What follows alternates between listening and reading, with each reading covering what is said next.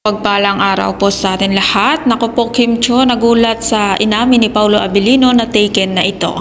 At sa wakas ay umamin na rin si Paulo Abilino sa totoong estado ng kanyang buhay pag-ibig. Dahil madaming atat na dapat daw ay aamin na itong si Paulo kung ano na nga bang lagay ng kanyang buhay pag-ibig. At sa isang interview kay Paulo Abilino sa isang mall show nila ni Kim Cho, natanong kung ano na nga ba ang estado ng relasyon nila ni Kim at hindi naman maitatanggi ng kahit sino na sobrang swak sila sa isa't isa dahil matik na yung kilig o natural na pag sila yung magkasama.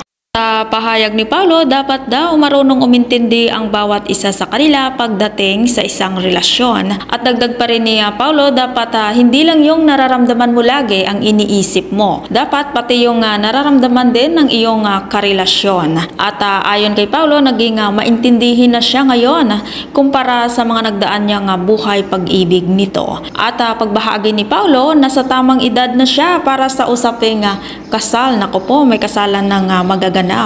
At masasabi niya nga isang seryosong relasyon na yung nais niyang matagpuan sa ngayon.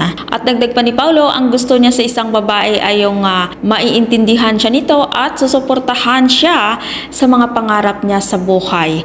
At naku po, nabuhayan ng pag-asa ang mga fans ni Paulo at ni Kim Cho. Dahil parang swak ito sa pagkatao ni Kim ang mga binanggit ni Paulo na gusto niya sa isang babae. Kung hindi pa nakasubscribe ng aking channel, mag-subscribe ka na sa aking channel, Ives Velasco. Maraming salamat at mapagpalang araw po sa ating lahat.